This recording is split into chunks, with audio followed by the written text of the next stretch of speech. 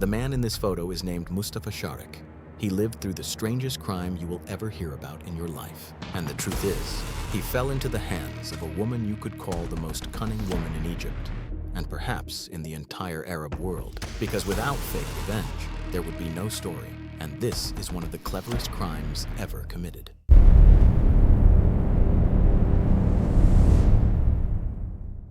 The year is 2021. In Giza Governorate, Mustafa, just 20 years old, still a university student, is up late at night during summer vacation. Like many young men his age, he's scrolling online, gaming, browsing social media, when a Facebook friend request catches his eye. A beautiful girl named Raghda.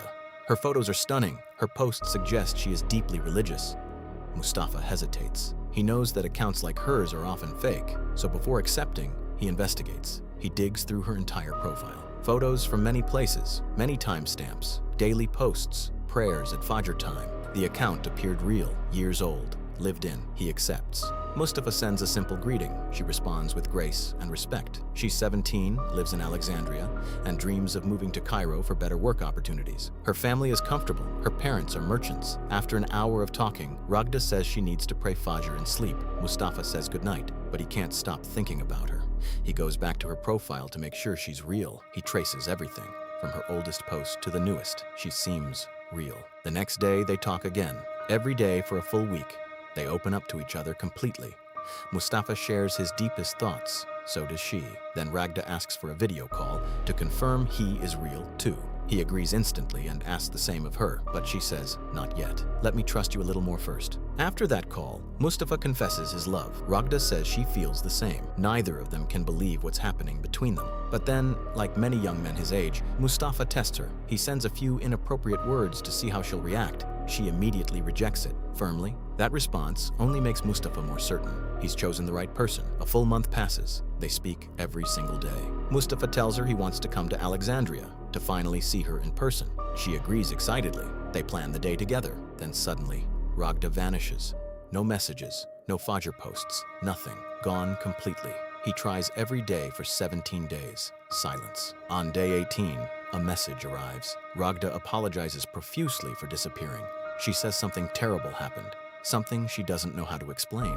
Mustafa begs her to tell him, and finally, she does. She was home alone. A family friend, her father's close friend, came to check on her, and then he raped her. Mustafa is shattered listening, but Raghda continues. When her father found out, to avoid scandal, she was forced to marry her attacker. Her whole life destroyed, and the one small dream she had, Mustafa, was destroyed too. She says she can't believe she finally found someone who understood her, and this happened. Mustafa refuses to accept it. He says he will never let another man take her away from him. And here is the critical point. He has never once seen her face in person. Mustafa burns with rage. He needs revenge. Raghda says she'll do anything, just free her from this man. She sends him an address in Bahira Governorate. She says her cousin will meet him at the building entrance and give him a key and a knife. The knife will already be waiting, so Mustafa doesn't have to carry one from Giza. Mustafa travels by night. He arrives at the building at 3 a.m. and waits at a nearby coffee shop. At 3:15 a.m., Raghda calls. Everything is ready. He meets the cousin, takes the key and knife, climbs the stairs, enters the bedroom, and stabs the sleeping man again and again until he is certain the man is dead. He wanted justice for himself and for Raghda. He leaves the knife, walks out of the building alone, and travels back to Giza before dawn. The next day, he tries to contact Raghda on Facebook. Her account is gone. He waits day after day. Nothing. On day 10, security forces arrive at his door. Mustafa, young, no criminal record, good family, confesses immediately. He says he did it in defense of honor, to get justice for Raghda. He has no idea what's actually happening. The investigators know he's telling the truth, but they also know he doesn't understand anything about the real crime behind all of this. Now, forget everything you just heard. Start over, because here is the real story, and it will leave you speechless. Shema, 32 years old, married for 10 years to Mohammed, 35, a wealthy auto parts dealer.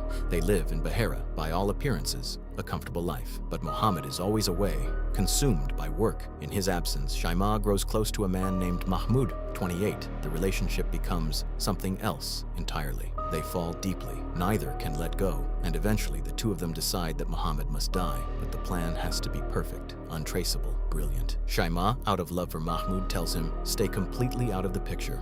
I'll plan everything, I'll execute everything, and neither of us will ever be suspected." When Mahmoud heard what she had in mind, he realized he was sitting across from a real devil, because Shaima's plan was unlike anything anyone had ever conceived. Shaima, 32 years old, created a fake Facebook account.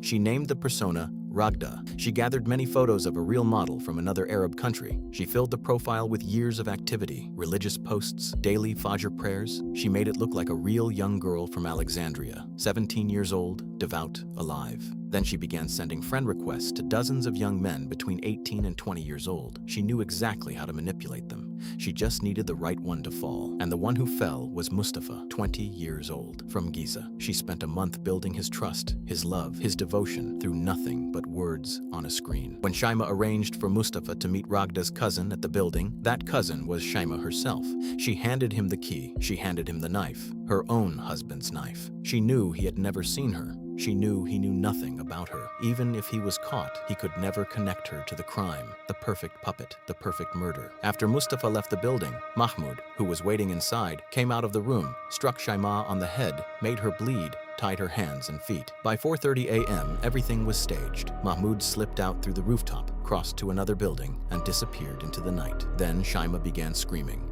Neighbors rushed in. They broke the door. They found her, tied up, bleeding, and her husband dead on the floor beside her. She told them 2 masked men broke in, killed her husband, beat her. The story was convincing. The police arrived. The forensics team began their work, but the investigators noticed something. Shaima was too composed, too articulate, too prepared. A woman who just survived an attack like this doesn't speak like that. Then the surveillance cameras told a different story. A young man sitting alone at a coffee shop at 3 a.m. The same young man entering the building alone, leaving alone. Not 2 men, 1. The cameras don't lie. Shaima claimed 2 attackers, but only 1 person ever entered that building. Investigators begin to look deeper. A forensic analyst discovers something extraordinary. Shaima had a fake Facebook account under the name Raghda. They pull every message, and they find Mustafa. They trace him to Giza. They arrest him. As they listen to his testimony, they know he's telling the truth. He is a victim too, a young man who loved a ghost. They bring Shaima and Mustafa face to face in interrogation. He points at her and says, "That's Raghda's cousin, the one who gave me the key and the knife."